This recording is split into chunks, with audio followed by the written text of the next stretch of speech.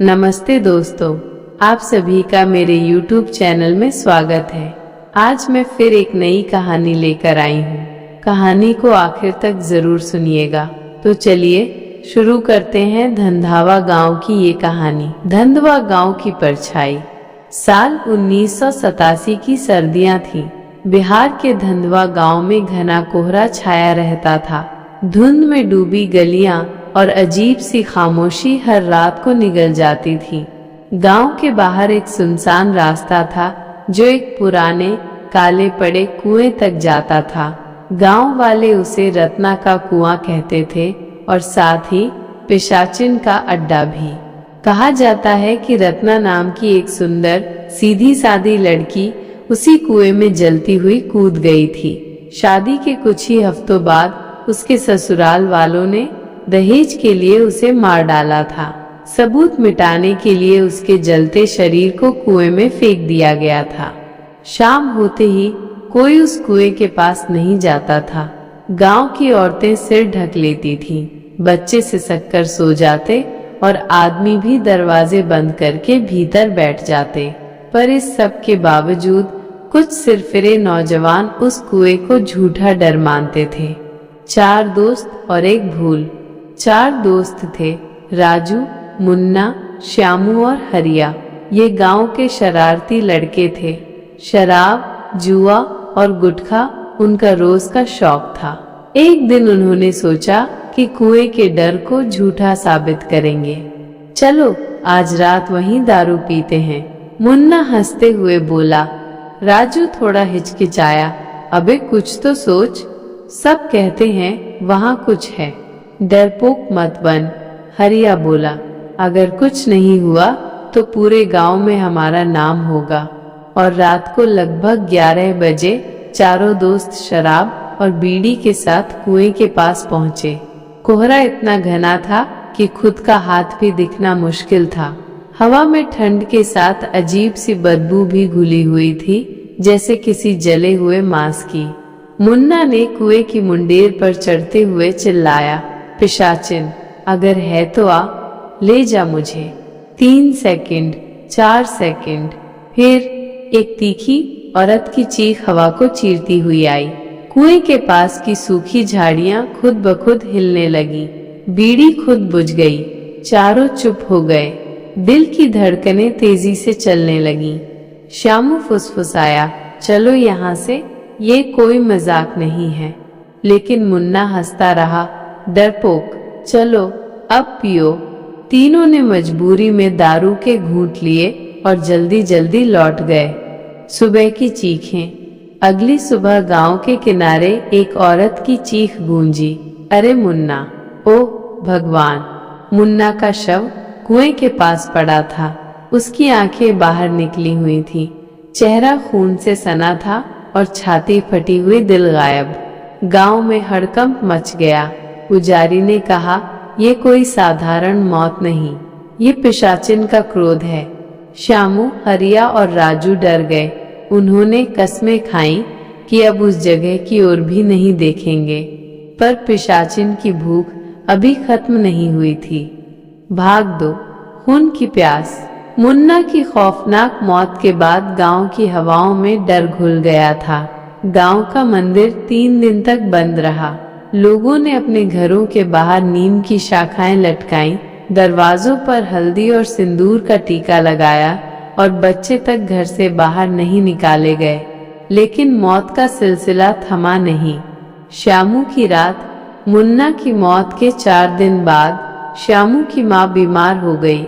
श्यामू रात को दवाई लेने पास के गांव जाना चाहता था। राजू और हरिया ने मना किया, इस वक्त बाहर मत जा, मत भूल, उस कुएं के पास से रास्ता जाता है। पर श्यामू बोला, माँ की जान खतरे में है, मुझे जाना ही होगा। अंधेरी रात, कोहरा और गहराता गया था। श्यामू ने हाथ में लालटेन ली और साइकिल से निकल पड़ा। जब वो कुएं के पास पहुंचा तो साइकिल की चेन एकदम जाम हो गई। धत तेरी की, उसने कहा और नीचे झुककर चेन ठीक करने लगा। तभी कुएं से किसी के कराहने की आवाज आई, बचाओ, कोई है, एक औरत की धीमी कांपती हुई आवाज। शामू ने इधर उधर देखा, वहां कोई नहीं था। उसने कांपती आवाज में पूछा, कौन है? और तभी लालटेन बुझ गई। अगले पल हवा में एक अजीब सी ठंडक फैल गई। पीछे से किसी ने उसके कंधे पर हाथ रखा। ठंडा, गीला और मरे हुए मांस की सी गंध। शामू ने जैसे ही पीछे देखा, एक जली हुई औरत का चेहरा उसके सामने था। आधा चेहरा राख, आंखें लाल और होठों से खून टपकता हुआ। शामू की चीख गूंजी और फिर सब शांत हो गया। दूसरी सुबह शामू का शव कुएं से 200 मीटर दूर मिला। उसकी गर्दन मरोड़कर उल्टी दिशा में घुमा दी गई थी। पैरों के पंजे घिसटते हुए दिख रहे थे, जैसे किसी ने उसे बालों से घसीटा हो। गांव में अब सन्नाटा छा गया। हरिया की दीवानगी। शामू की मौत के बाद हरिया का दिमागी संतुलन बिगड़ गया। वो दिन में हंसता, रात में रोता। कभी कभी अपने आप से कहता, मुझे मत लेना, मैं नहीं गया था, मुन्ना ही बोल रहा था। एक रात उसे कुएं के पास अकेले देखा गया। गांव के एक चरवाहे ने कहा, वो कुएं के पास खड़ा था और खुद से बात कर रहा था, जैसे कोई और वहां हो। सुबह गांव वालों ने हरिया की लाश देखी। उसका पूरा शरीर सफेद हो चुका था, जैसे खून की एक बूंद भी बाकी न हो। नाक, कान और आंखों से काला पानी बह रहा था। अब सिर्फ राजू बचा था। बचेगा या मरेगा? राजू दिन में पूजा करता, रात को माँ के पास सोता। उसे सपने आते, रत्ना की जलती हुई छाया, कुएं से आती आवाजें और जलते हुए हाथ जो उसे खींचने लगते। एक दिन वो गांव के बाबा के पास गया। बाबा, मुझे बचा लो, वो मुझे लेने आ रही है।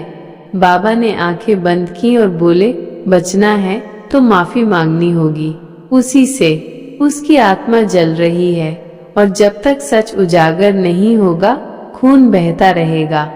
भाग 3। राज जो जलता रहा। राजू अब अकेला था। उसका मन अपराध बोध से भरा हुआ था। हरिया की मौत के बाद उसकी नींद गायब हो गई थी। हर रात रत्ना उसे सपना बनकर दिखाई देती। जली हुई देह, खून से सना चेहरा और आंखें, जलती हुई आंखें। एक रात उसने सपना देखा, रत्ना कुएं के मुंडेर पर खड़ी थी और कह रही थी, मुझे इंसाफ चाहिए, वरना एक एक कर सब मरेंगे।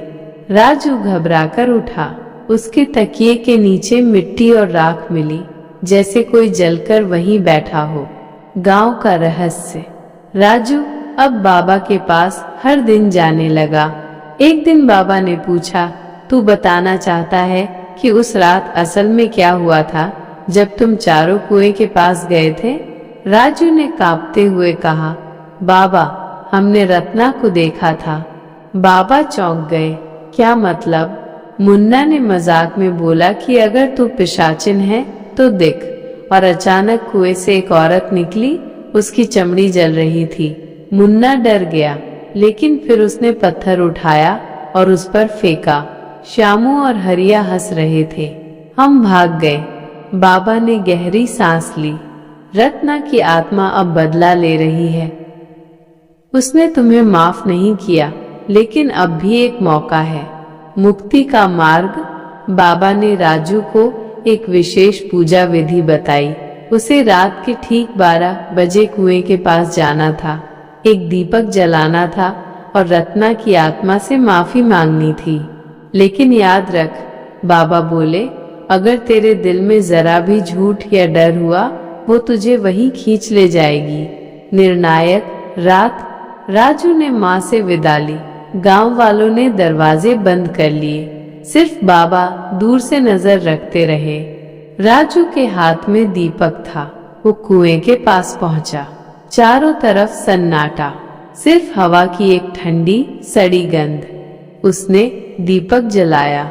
रत्ना दीदी, मुझे माफ करो, हमने बहुत बड़ा पाप किया। मैं जिम्मेदार हूँ, लेकिन अब और नहीं। प्लीज मुक्त हो जाओ। कुछ पल शांति रही। तभी कुएं से राख उड़ी और रत्ना की आत्मा प्रकट हुई। जलती हुई देह, विकृत चेहरा, लाल आंखें, और उसके हाथ में वही पत्थर था जिसे मुन्ना ने मारा था। माफी? अब जब 3 मर चुके हैं? राजू डर से कांपने लगा। आत्मा ने उसकी ओर झपट्टा मारा। राजू ने आंखें बंद करके बाबा का मंत्र जपना शुरू किया। ओम अग्नि स्वाहा, अग्नि शांति, रत्नाय नमः। एक पल को आत्मा रुक गई। उसका चेहरा बदलने लगा। वो अब दर्द में चीख रही थी। इंसाफ, मुझे इंसाफ चाहिए। सच सामने आया।